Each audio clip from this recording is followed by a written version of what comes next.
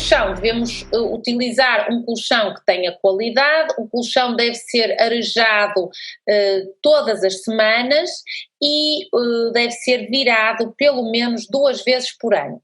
Devemos dormir em escuridão completa, para então ativarmos a glândula pineal e se iniciar todo o processo hormonal, como eu já expliquei.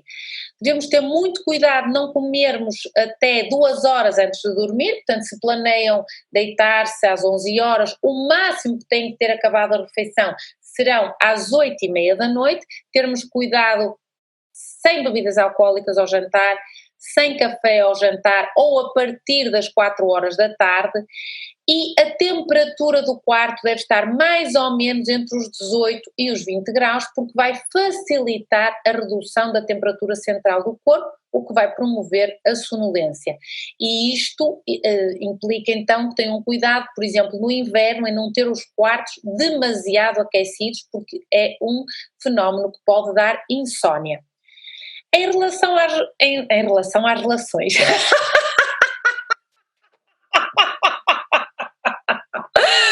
Bom, às vezes saem-me assim estas coisas. Então, em relação ao sono e ao sexo, após o orgasmo é libertada a prolactina. A prolactina é uma hormona responsável pela sensação de relaxamento e de sonolência, o que vai então favorecer a indução do sono, e também se liberta oxitocina, que é a hormona do amor e que, portanto, nos faz ficar motivados para aquela pessoa que supostamente vai dormir ali ao lado, e também diminui, com a relação sexual, com o orgasmo, a libertação de outras hormonas, como por exemplo, diminuímos as hormonas de stress. O exercício físico deve ser diário e o exercício físico deve ser até 4 horas antes de dormir, porque o exercício físico liberta cortisol, que nos faz ficar mais alertas. Portanto, não é bom fazermos exercício físico, por exemplo, às 11 horas da noite, ok? Então devemos fazer exercício físico até às 6, 7 horas da noite, para que possamos ter uma noite mais tranquila. E devemos apanhar sol diariamente, mesmo nesta época em que estamos fechados em casa, ponham-se na varanda. Olhem, este jovem não se vê as frentes, portanto não podemos regalar as vistas, mas pronto. Mas ponham-se na varanda, apanhar um bocadinho de sol. Lembrem-se que temos que estar com 60% do corpo exposto ao sol para produzirmos vitamina D, e o que nos também vai melhorar todo o eixo neuroendócrino em relação à produção da melatonina. Devemos então dormir bem, em quantidade suficiente, devemos fazer uma respiração consciente antes de dormir, uns 5 minutinhos, sentam-se na borda da cama, pés no chão, se forem pequeninos, sentem-se numa cadeira de forma a que tenham os pés no chão, ponham as mãos nos joelhos viradas com as palmas para cima e respirem. Inspirem e expirem. 4, 5 minutos vai permitir que se ative a regulação entre o sistema nervoso simpático e parasimpático, entra ativo o sistema nervoso parasimpático e faz-nos dormir melhor. Então dormirmos entre 6 a 8 horas, já vamos falar um bocadinho das crianças, lembrar que as crianças devem dormir entre 8 a 12 horas, com o ritmo circadiano correto e com a posição certa para dormir. Devemos dormir de barriga para cima, de preferência com uma almofada nos joelhos, ou então devemos dormir de lado, também com uma almofada nos nossos joelhos. Já falamos disto, a atividade sexual satisfatória. Eu pus isto aqui para relembrar que nunca fizemos tão pouco sexo como aquilo que está a ser estudado hoje em dia. Saiu um estudo em 2019 que mostra que, independentemente do estado civil e da idade, o ser humano está com relações sexuais cada vez menos frequentes. 25% da população americana diz não ter relações sexuais há um ano, tenho a certeza que não acontecia isto em Portugal, mas aparentemente a coisa está negra, portanto, meus amigos, estamos em melhor forma física e mental quando fazemos sexo mais frequentemente, além de que 3 orgasmos semanais permitem uma taxa de mortalidade e de morbilidade inferior, portanto com um menor risco relativo de mortalidade. Então, se estão preocupados em relação ao vírus, já sabem o que é que têm que fazer. Relembrar, muito importante, uma coisa que se chama geopatia e o sono. Pouco se fala sobre isto. O que é a geopatia? A geopatia é uma alteração do campo eletromagnético terrestre. Nós temos o campo eletromagnético terrestre, tem as linhas de Hartmann e as linhas de Curry, que não são coincidentes com as linhas da latitude e de longitude, e quando há o cruzamento destas linhas, se por acaso a nossa cama calha em cima do cruzamento destas linhas, nós temos então uma alteração do nosso organismo que se chama uma geopatia.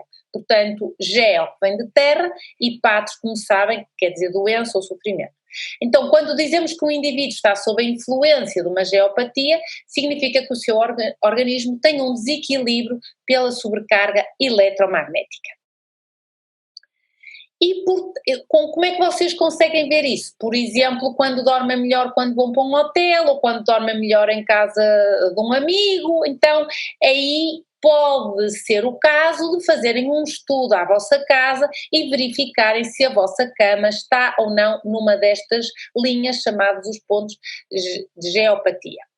Isto está muito estudado, por exemplo, este artigo científico de 2017 que mostra a relação da asma com uma linha de geopatia. Quando se mudava as pessoas que tinham asma de determinada linha, desaparecia a asma. E há enfim, tenho muita experiência com isto, portanto podia-vos contar imensas histórias, mas não é para hoje, é só para estarem atentos e saberem que isto existe. Existe uma coisa que se chama geopatias e que, portanto, temos que ter cuidado. Então, falar-vos para acabar na toxicidade nos nossos quartos de dormir. Lembrem-se que existe, novamente, toxicidade eletromagnética, a glândula pineal é radiosensível, a presença das radiações eletromagnéticas inibe a secreção da melatonina, portanto nós não entramos em sono profundo quando temos radiação eletromagnética. Lembrar a toxicidade ambiental da madeira, do chão e dos móveis em relação aos produtos com que são feitos as camas, por exemplo, as alcatifas. Também termos cuidado em relação aos produtos que são usados para limpar o nosso quarto, e estes produtos têm produtos químicos tóxicos ou perigosos e que de alguma forma nos causam nós inalamos estes produtos.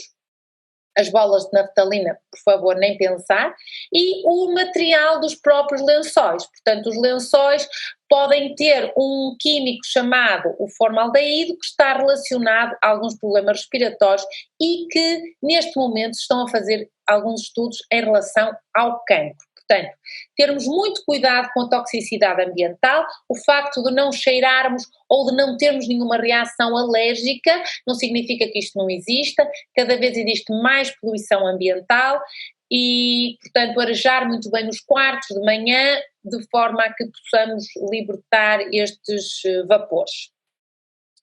Só uma nota em relação às crianças, em relação ao sono e as crianças. Realmente é muito importante o sono nas crianças. Um bebê deve dormir entre 16 a 20 horas por dia. Aos 5 anos o recomendável é dormir entre 10 a 12 horas por dia e na adolescência entre 7 a 9 horas por dia. A hora de deitar das crianças deve ser uma hora tranquila, calma, em que se deve estabelecer uma rotina para a criança saber que aquele é o momento de entrar no adormecimento. O adormecimento é desde o momento em que se decide começar a preparar a criança para o sono, e esse período pode ir de 30 a 1 hora consoante as crianças. Se é uma criança hiperativa, vai necessitar de 1 hora para este adormecimento. em que já sabe quando começa a lavar os dentes, quando começa a despir, só pode ir tomar um banho, em que vão ler uma história, portanto, consoante a personalidade da criança, nós temos que ter mais ou menos cuidado com esta rotina do sono. Obviamente que devemos evitar agitações ou estímulos no momento antes de dormir, porque isso vai agitar a criança, vai fazê-la perder o sono, e cortar com os telemóveis, cortar com a televisão, cortar com a internet, cortar com os computadores, cortar com as consolas. As crianças, muito mais do que os adultos, são hipersensíveis às radiações eletromagnéticas. Portanto, 2 horas antes da criança supostamente ir dormir, devemos cortar com tudo o que seja aparelhos eletrónicos. Cortar com os aparelhos eletrónicos 2 horas antes das crianças irem dormir. Não gostam de ouvir isto, mas é o que está estudado e é o que deve ser feito. Se a criança deve ou não dormir com os pais, isso vai depender dos pais, vai depender da idade da criança.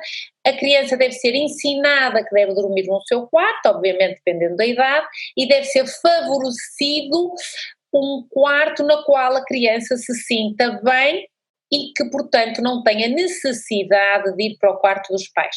Se a criança vai para o quarto dos pais é porque não está bem e deve ser conversado. E depois os pais têm que estabelecer uma rotina na qual, onde proibir a criança de ir para o quarto, para o seu próprio quarto. E eu acho que temos que ser muito rigorosos em relação a este assunto, porque uma criança que acorda de noite significa que não vai crescer bem. Portanto, se tem uma criança que acorda todas as noites para ir para o quarto dos pais, esta criança não pode estar a crescer em condições. Pode estar a crescer em peso e em altura, mas do ponto de vista neuroendócrino não se está a desenvolver adequadamente. Então, muito cuidado com isto.